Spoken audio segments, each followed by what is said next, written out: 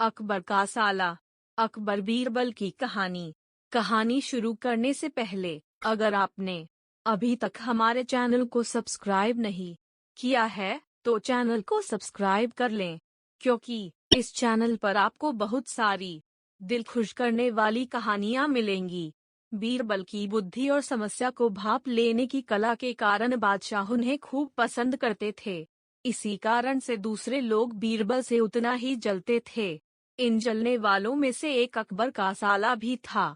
वो हमेशा से ही बीरबल को मिला हुआ खास स्थान लेना चाहता था। बादशाह जानते थे कि बीरबल जैसा कोई और नहीं हो सकता है।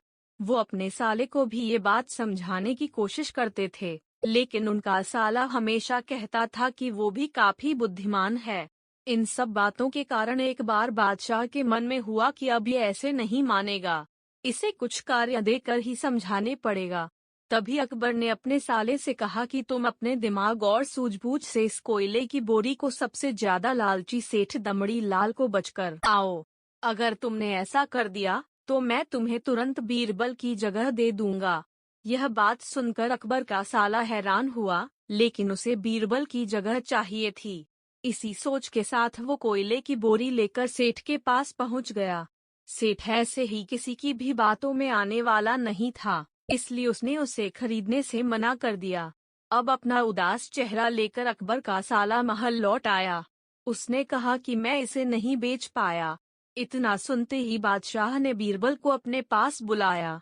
उन्होंने अपने साले के सामने ही बीरबल से कहा कि तुम्हें सेठ दमड़ी लाल को यह कोयले की बोरी बेचनी है। बादशाह का आदेश मिलने पर बीरबल ने कहा कि आप एक बोरी बेचने के लिए कह रहे हैं। मैं उस सेठ को एक कोयले का टुकड़ा ही 10,000 में बेच सकता हूँ। यह बात सुनकर अकबर का साला दंग रह गया। अकबर ने कहा कि ठीक है, तुम एक ही कोयले का टुकड़ा बेच आओ। बादशाह का आदेश मिलते ही एक कोयले का टुकड़ा उठाकर बीरबल वहां से चले गए। उन्होंने सबसे पहले एक मलमल के कपड़े का कुर्ता अपने लिए सिलवाया। फिर उसे पहनकर अपने गले में हीरे मोती की मालाएं डालीं और महंगे दिखने वाले जूते भी पहन लिए। इतना सब करने के बाद बीरबल ने उस कोयले के टुकड़े को सुरमा यानी काजल की तरह बारीक पीसकर एक कांच की डिब्बी में डलवा लिया। इसी भेष में वो महल के मेहमान घर में आ गए। फिर बीरबल ने एक इश्तिहार दिया कि बगदाद में एक जाने माने शेख पहुँचे हैं जो जादुई सुरमा बेचते हैं। सुरमे की खासियत में बीरबल ने लिखवाया कि इसे लगाने वाला अपने पूर्वजों को देख सकता है। यदि पूर्वजों ने कोई धन छुपा कर रखा है तो वो उसका पता भी बता देंगे। इस इश्तिहार के सामने आते ही पूरे नगर में बीरबल के शेख रूप और चमत्कारी सुरमे की ही बात होने लगी।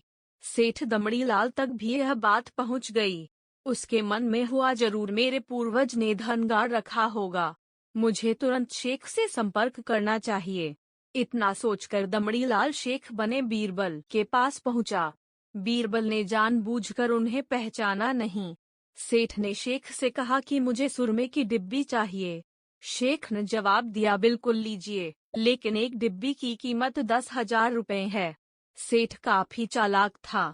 उसने शेख से कहा कि मैं पहले सुरमा आंखों पर लगाना चाहता हूँ, उसके बाद पूर्वजों के दिखने पर ही मैं 10,000 रुपये दूंगा। शेख बने बीरबल ने कहा कि ठीक है, आपको ऐसा करने की इजाजत है। बस आपको सुरमे की जांच करने के लिए चौराहे पर चलना होगा। चमत्कारी सुरमे का करिश्मा देखने के लिए वहां लोगों की भीड़ लग गई। तब बीरबल बने शेख जोर जोर से कहने लगे कि इस चमत्कारी सुरमे को सेठ जी लगाएंगे।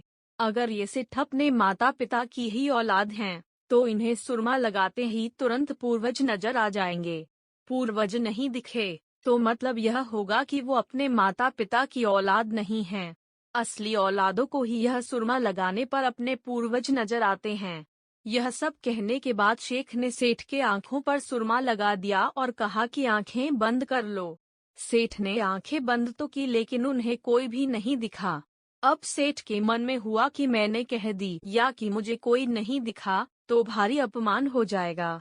इज्जत को बनाए रखने के लिए सेठ ने आंख खोली और कहा कि हाँ, मुझे अपने पूर्वज दिख गए। इसके बाद गुस्से में लाल सेठ ने बीरबल के हाथ में 10,000 रुपये थमा दिए। अब खुश होते हुए बीरबल महल चले गए। उन्होंने कहा कि लीजिए बादशाह, एक कोयले के 10,000 रुपए और सारा किस्सा सुना दिया। यह देखते ही बादशाह का साला मुंह बनाकर महल से चला गया। उसके बाद से उसने कभी भी बीरबल की जगह लेने की बात अकबर से नहीं की। कहानी से सीख, किसी से ईर्ष्या नहीं करनी चाहिए और अपनी काबिलियत को साबित करने के लिए बुद्धि का उपयोग करना जरूरी है। कहानी अच्छा लगा है तो लाइक करें और चैनल को सब्सक्राइब करें। वीडियो पूरा देखने के लिए धन्यवाद।